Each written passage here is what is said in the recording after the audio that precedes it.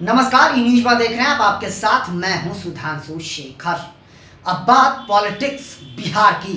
बिहार की राजनीति में हर दिन नया मोड़ देखने को मिल रहा है, लेकिन इस बीच कांग्रेस के प्रदेश प्रभारी ने एक ऐसा बयान दे दिया है कि जिससे पूरे बिहार की सियासत गर्मा गई है। साथ ही तेजस्वी यादव की टेंशन भी बढ़ गई है। जी हां, मैं अब आपको बताने जा रहा हूं कि आखिरकार प्रदेश कांग्रेस प्रभारी कृष्णा अल्लाउरू ने ऐसा क्या कह दिया कि बिहार का सियासी पारा गर्मा गया है। साथ ही महागठबंधन में खींचतान की स्थिति बन गई है। जी मैं आपको बता दूं कि बिहार में इन दिनों आरजेडी और कांग्रेस के बीच लगातार खींचतान देखने को मिल रही है, जहां एक तरफ लालू प्रसाद यादव यह लगातार दावा कर रहे हैं कि इस बार तेजस्वी यादव को मुख्यमंत्री बनने से कोई माई का लाल नहीं रोक सकता। वहीं अब कांग्रेस के प्रदेश प्रभारी कृष्णा अल्लाउरू ने लालू यादव की टेंशन बढ़ा दी है। जी हां, कृष्णा अल्लाउरू ने यह कहा कि मैं तेजस्वी यादव को महागठबंधन का सीएम चेहरा नहीं मानता हूं। जी हां, कृष्णा अल्लाउरू तेजस्वी यादव को महागठबंधन की ओर से सीएम चेहरा मानने से इनकार किया है। उन्होंने यह कहा कि अभी इस पर बोलना कुछ उचित नहीं होगा। इस पर महागठबंधन के सभी दलों की बैठकें होगी। बैठकों के बाद सबसे पहले सीट बंटवारों को लेकर बात विचार होगी। उसके बाद सीएम उम्मीदवार कौन होगा इस पर मुहर लगेगा। जी हां, कृष्णा अल्लाउरू ने यह बयान तब दिया जब उन्होंने दिल्ली में कांग्रेस के वरिष्ठ नेताओं के साथ बैठकें करी है। जी हां, मैं आपको बताऊं कि हाल के दिनों में कृष्णा अल्लाउरू दिल्ली गए थे, जहां उन्होंने कांग्रेस अध्यक्ष मल्लिकार्जुन खड़गे और राहुल गांधी समेत कांग्रेस के कई वरिष्ठ नेताओं के साथ बैठक की थी। जिसके बाद अब बिहार लौटते ही कृष्णा अल्लाउरू ने बड़ा बयान देकर बिहार की राजनीति में हड़कंप मचा दिया है। जी हां, आपको बताऊं कि कृष्णा अल्लाउरू ने यह बयान देकर लालू यादव के साथ साथ तेजस्वी यादव के सपनों को चकनाचूर करने की, कह सकते हैं, एक कवायद शुरू कर दी है। आपको यह बताऊं कि लगातार कांग्रेस और आरजेडी के बीच खींचतान चल रही है, क्योंकि कांग्रेस ईरवान चल रही है तो आरजेडी बीरवान चल रही है। दोनों दल अपने अपने अलग दिशा में बह रही है। वहीं भाकपा माले भी किस दिशा में बह रही है यह समझ पाना बेहद मुश्किल हो रहा है। तो आरजेडी के लिए मुश्किलें बढ़ते हुए नजर आ रही है।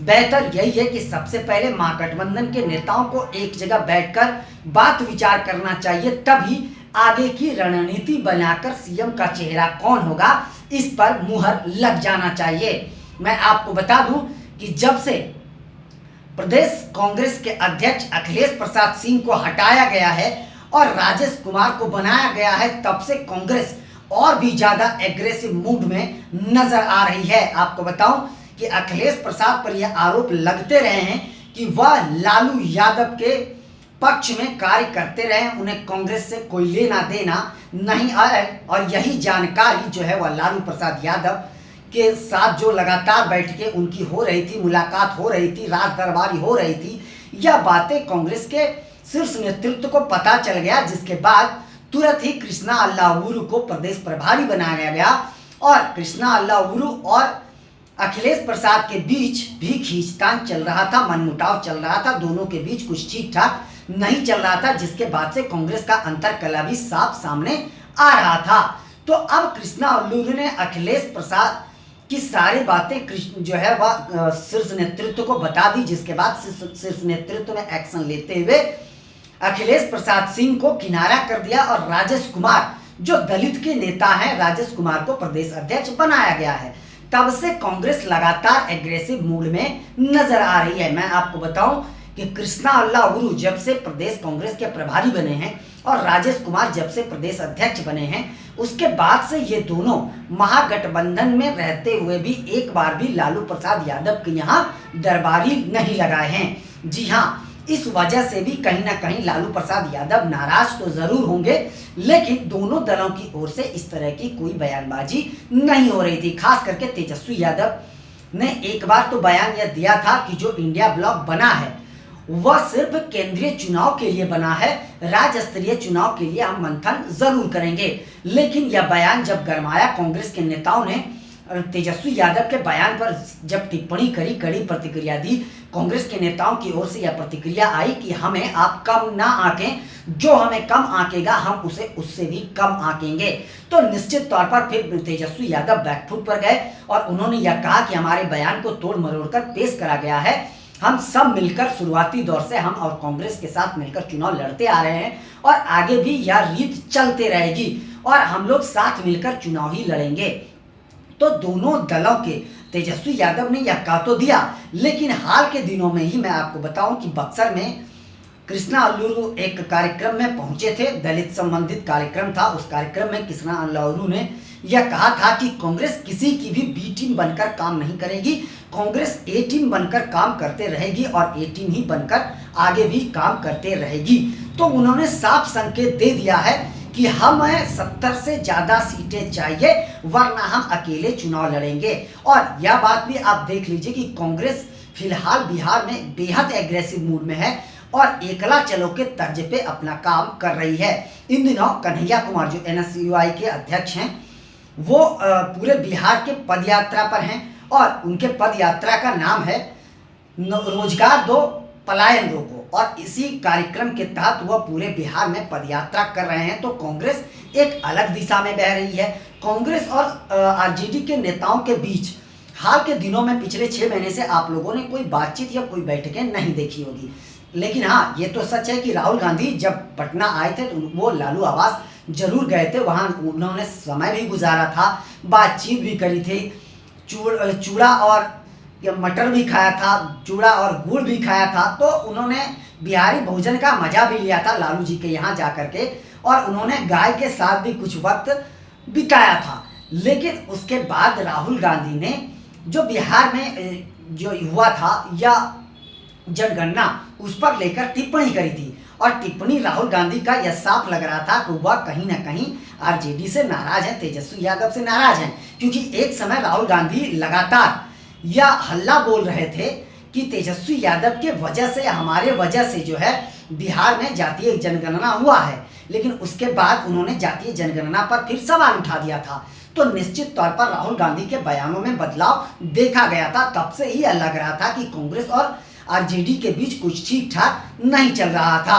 इसके बाद ही अब अखिलेश प्रसाद को हटाया गया, राजेश प्रसाद को बनाया गया, तो दोनों के बीच खींचतान लगातार चल रहा है। और अब एक बड़ा बयान कृष्णा अल्लूरू ने दे दिया है, जिससे तेजस्वी यादव की टेंशन तो बढ़ी गई है, साथ साथ महागठबंधन पर भी बादल मंडराने लगे हैं। जी हां, अब चुनाव से पहले महागठबंधन स्थिर रहता है या तितर बितर हो जाता है, यह देखना बेहद दिलचस्प होगा।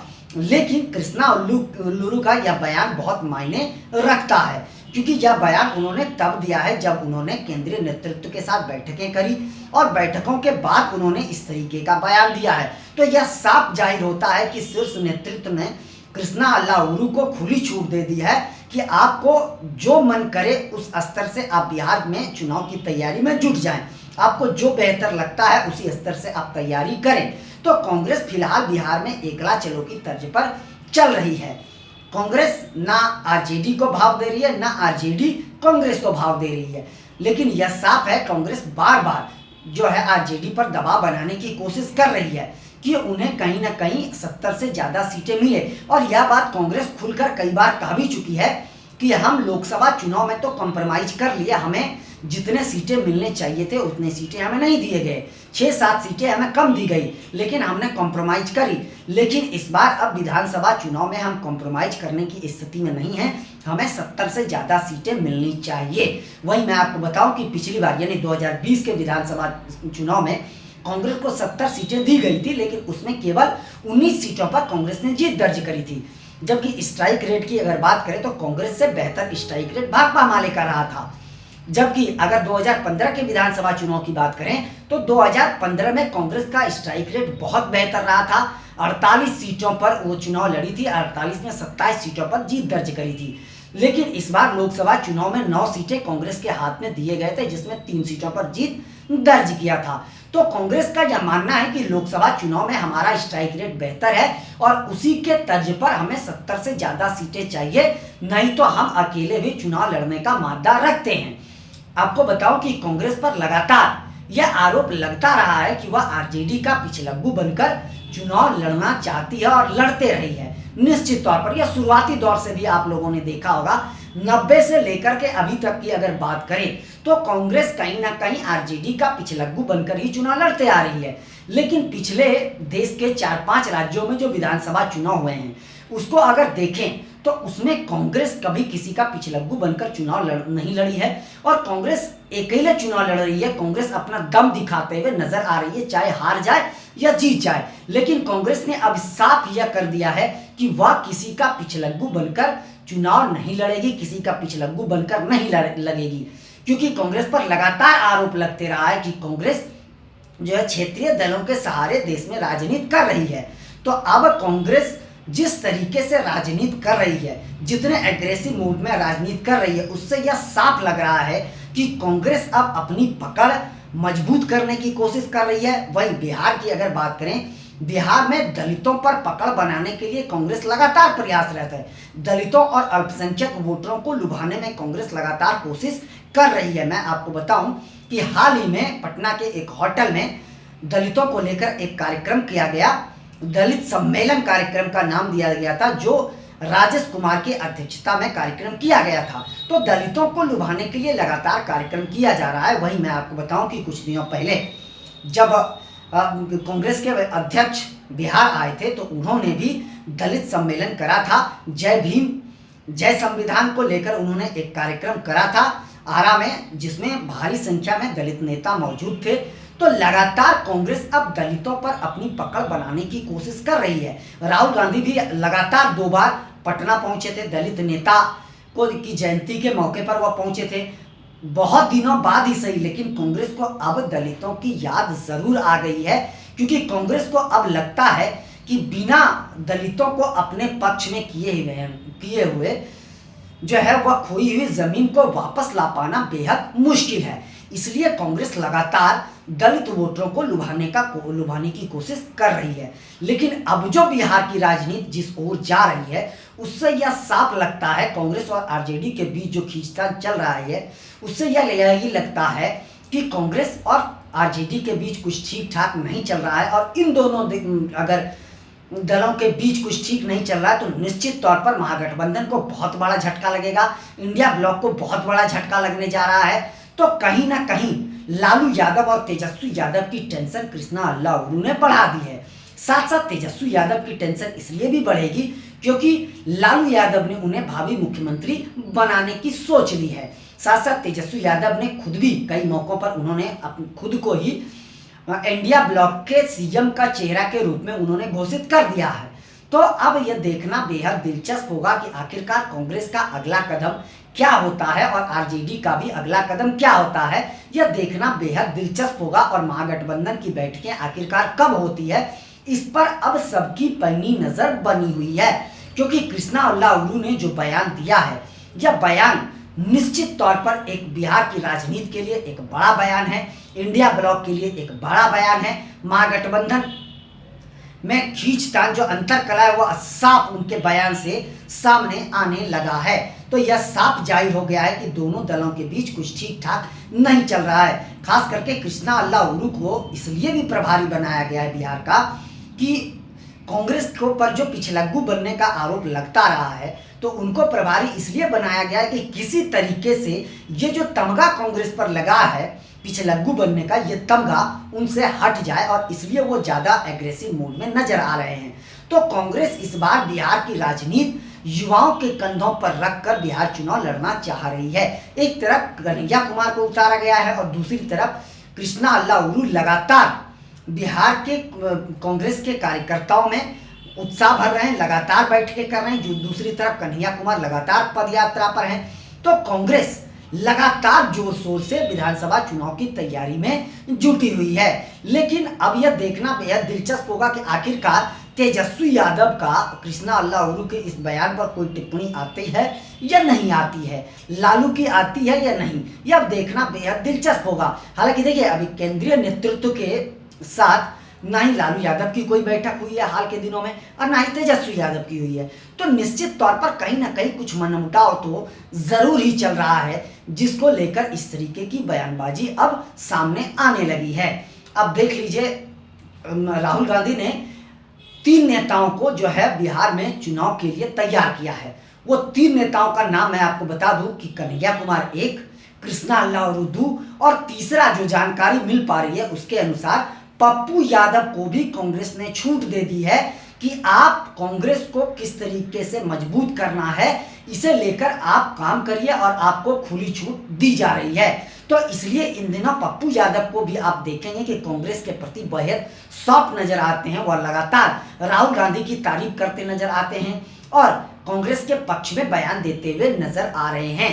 तो बिहार की राजनीति इन दिनों लगातार बदल रही है, हर दिन कुछ न कुछ अलग तरीके की बयानबाजी हो रही है, जिससे यह साफ लगने लगा है कि चुनाव अब बिहार के सर पर चढ़कर बोलने लगा है। अक्टूबर या नवंबर में विधानसभा चुनाव होने हैं, लेकिन उससे पहले बिहार की राजनीति में हर दिन बदलाव देखने को मिल रहा है।